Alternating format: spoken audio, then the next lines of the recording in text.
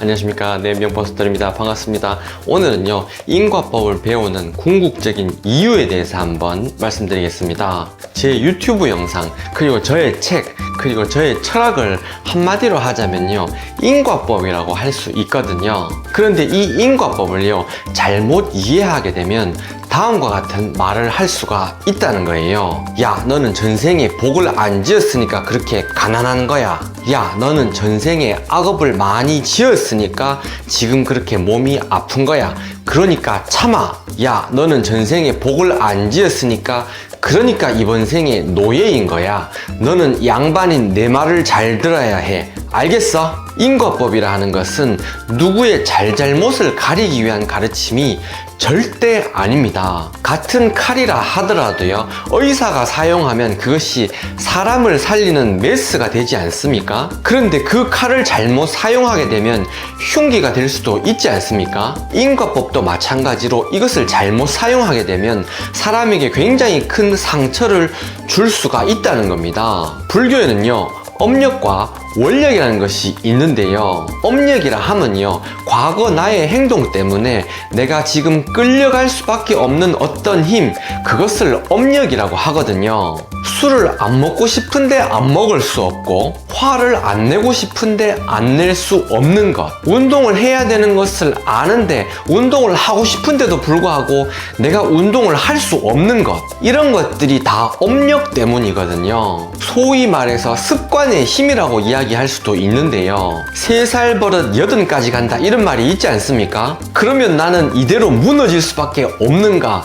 그게 아니라는 겁니다. 왜냐하면 우리한테는 원력이라고 하는 초능력이 있기 때문입니다. 지금은 비록 부부관계가 나쁘지만 우리 부부관계를 좋게 하고자 하는 원, 지금은 비록 가난하지만 내가 기필코 부자가 되고 말리라 하는 그런 강력한 원, 그 힘이 바로 원력이라는 겁니다. 제가 누차 강조하지만 우리들은 우리의 오늘을 마음대로 바꿀 수가 없거든요. 왜냐하면요, 우리의 오늘은 과거의 업력에 의해서 좌우되기 때문입니다. 오늘의 99%가 이미 과거 업력에 의해서 결정되었다는 거죠. 내가 오늘 나의 원력으로 바꿀 수 있는 것은 1%도 채 되지 않는다는 겁니다. 하지만 그 작은 1%의 힘이 한 방향으로 꾸준하게 이렇게 지속되게 유지가 되잖아요. 그러면 그게 어느 순간 1%가 2%가 되고, 2%가 3%가 되고,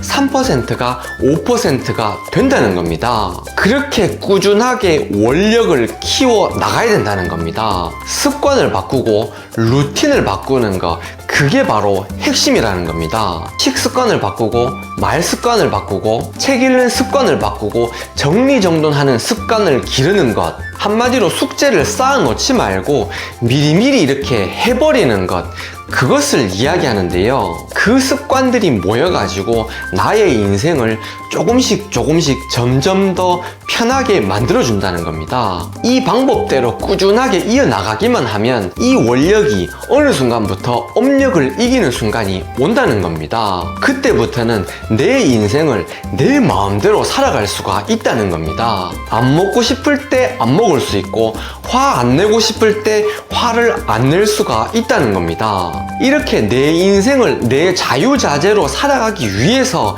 인과법을 배우는 거거든요. 다시 말해서 이 원력이라고 하는 초능력을 배우기 위해서 인과법을 배운다는 겁니다. 세상 모든 것들이 인과에 의해서 돌아가고 업력에 의해서 돌아가기 때문에, 그렇기 때문에 목표를 세우고 원을 세워야 된다는 겁니다. 인간에게 1%의 자유의지를 주신 것, 그것이 사실 1%를 주신 것이 아니고 100% 전부를 다 주신 것과 똑같다는 겁니다.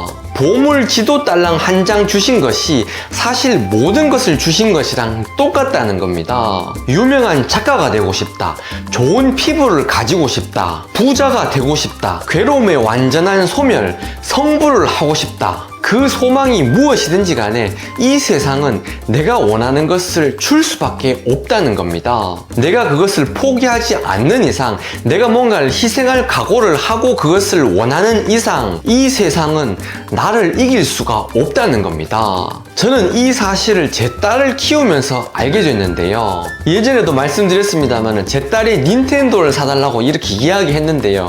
당연히 제가 안 사줬죠. 그런데 어느 날 제 딸이 이렇게 이야기하는 거예요. 한 달 동안 밥 잘 먹고 한 달 동안 자기 방 청소 잘 하고 숙제도 자기가 알아서 꼬박꼬박 잘 하고 그리고 이번 시험에 수학 100점을 맞아올 테니까 그렇게 하면 닌텐도를 사달라고 하는 거예요. 그 순간 제가 알아차렸단 말이에요.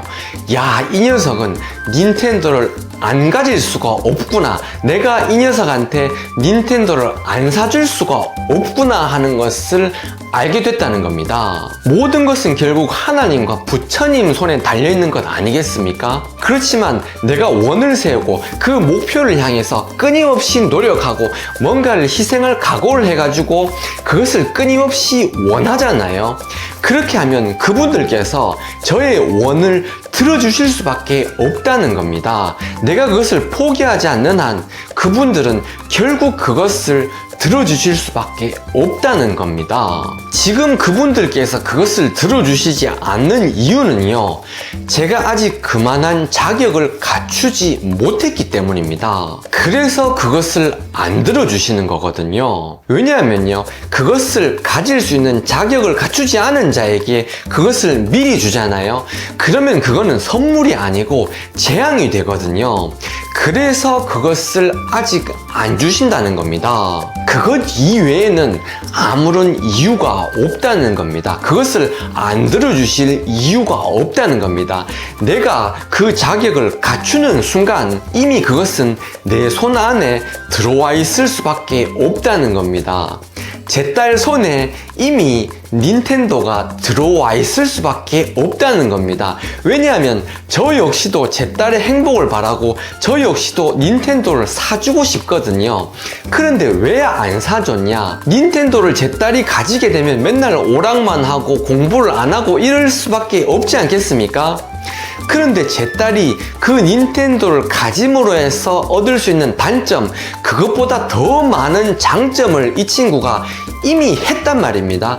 그렇게 하면 제가 안 사줄 수가 없다는 겁니다. 다시 처음으로 돌아가서 요약을 하자면요, 인과법을 공부하는 궁극적인 이유는요, 원력을 이해하는 데 있다는 겁니다. 이 원력이라는 것은요, 나의 운명을 바꿀 수 있는 유일한 초능력이라는 겁니다. 인과법은요, 남을 비난하거나 내 인생을 포기하기 위한 핑계로서 사용되어서는 절대 안 된다는 겁니다. 원력이라는 것은요, 모든 인과의 시작입니다. 이 형광펜도 처음에는 누군가의 원력에 의해서 만들어진 거고요.